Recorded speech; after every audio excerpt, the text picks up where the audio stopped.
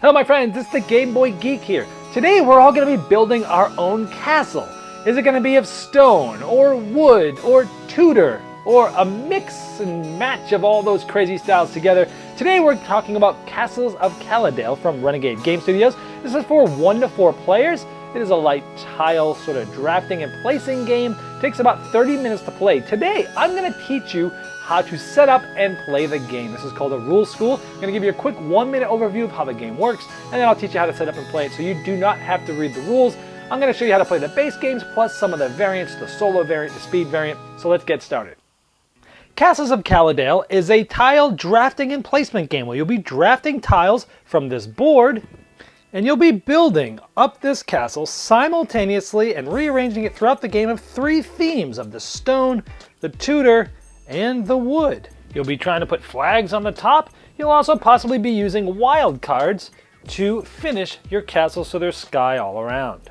You'll be deciding whether to place now, later, or at the end of the game just getting points. To set up, each player will take their gate tile of choice along with the scoring marker that matches the person on that gate. Now this is for 4 players and each tile will have 2 themes on it. For example, wood and stone. However, if you're playing with less than 4 players, you will remove the apprentice from the game, put it back in the box, and everyone there will flip over their gate tile so they're using a single themed side. There'll be 1 tile and 1 marker per player. If there's any additional ones, you can put them back in the box. Everyone will also receive a grass strip and a wild tile. They will take this wild tile and they'll put it off to the side to be used later, along with their scoring marker that they'll use at the end of the game. They will then place their gate tile, if you notice it has grass here, with the grass side touching grass. You can actually place it anywhere because you can move this throughout the game. You'll gather all of the castle tiles, and if you're playing with a 2-player game, you'll remove all of the castle tiles that have the brown plus mark on it. So if you're playing 2-player, these would be completely removed from the game. All the tiles that are left at that point, you will shuffle together face down. You will then take those shuffled face down tiles and you will flip them face up into the 9 spots on the supply board. It will now look something like this. Then you'll place the rest of the face down tiles near the supply board in about 2 to 3 face down piles. This game has a standard way of playing it along with a speed and solo variant. I'll cover the variants at the end of this video.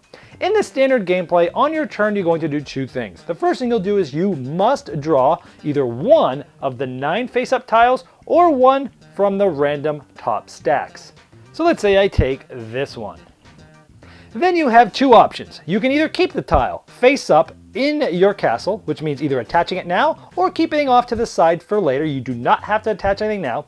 Or you may want to flip the tile because it's not going to be able to go anywhere and put it off to the side. This will score you points at the end of the game. But for the most part, during most of the game, you'll be taking it and you'll either be adding it right away or keeping it face up here. So let's go over some of the placement rules.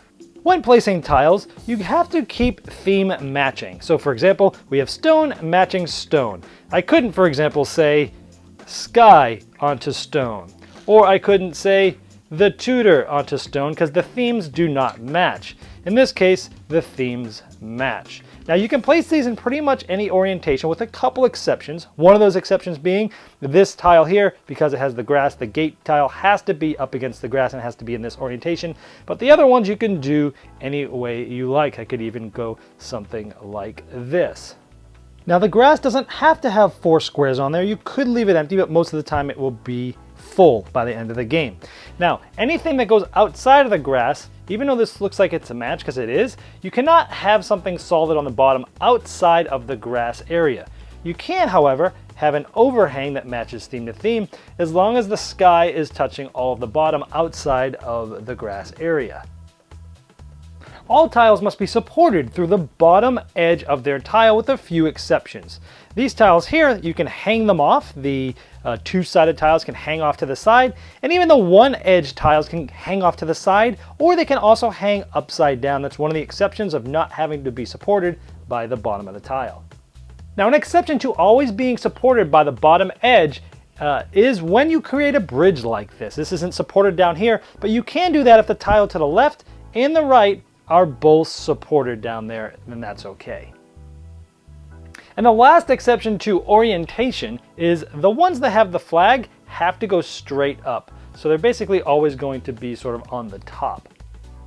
Now, once somebody has taken a tile, it's basically going to be the next person's turn, but before that, it gets replaced by the stacks, and then that player can either, again, grab one of these or one of the top random ones. And you keep going clockwise like that.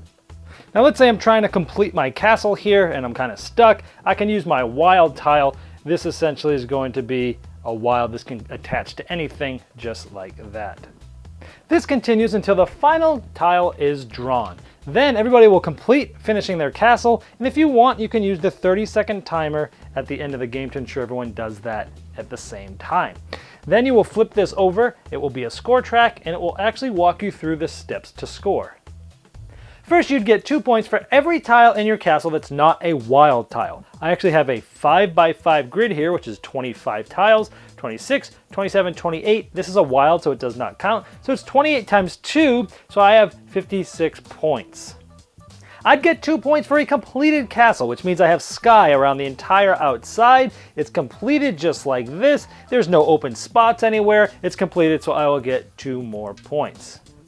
I'll add 1 point for every flag on the top of the castle. So I have 1, 2, 3, so I'll get 3 more points. I'd get a point for each of the tiles that I decide to flip face down right when I originally took them. So that's 3 points here for 3 tiles. So I'd go 1, 2, 3 there. You'd then subtract 2 points for any exposed edge, meaning let's say this tile was not here, this doesn't have sky, this is an exposed edge. You'd get minus 2 points for every exposed edge like that in your castle. I don't have any, but it would be minus 2 points for each of those. And then minus 1 point for every wild tile in there. So that's minus 1 there. So I would actually go down there. And that would be the final score. I would see if I won. If it's tied, a completed castle beats a non-completed castle. If they're both completed, a castle without a wild tile beats a castle with a wild tile. If you're still tied, share the victory. Now, when setting up the speed variant, everything's the same, except when you place the tiles on the board originally, you'll put a certain amount of tiles there depending on the amount of players shown here. You'll also, each player will get a stack of face down tiles in front of them depending on the amount of players as shown here. By the way, if you are playing the 2-player variant where even the brown plus tiles are used, then each player will get 32 cards face down instead of the numbers shown here. When you're ready to start, someone yells go. They'll take all the tiles that are in front of them, they can flip them over in front of them, and they start building as fast as they can the castle that they like. At some point, they might have a tile that they want to swap out. You can always swap out. You can take one tile and place one from your group back. You can do that as many times as you want, but you always have to place one and then take one so you always have the same amount of tiles throughout the game, and everyone's doing this as fast as possible. Also in this variant, when you're building your castle, there's not the option to place it face down and get a point at the end of the game. Every tile has to be placed face up, regardless of whether it's in your castle or not at the end of the game. By the way, when someone finishes it, they'll say they're finished. They will flip this timer over and everybody else has 30 seconds left to finish. This player must stop all work. They'll get 1 point at the end of the game for flipping this timer, and you do final scoring just as the standard game.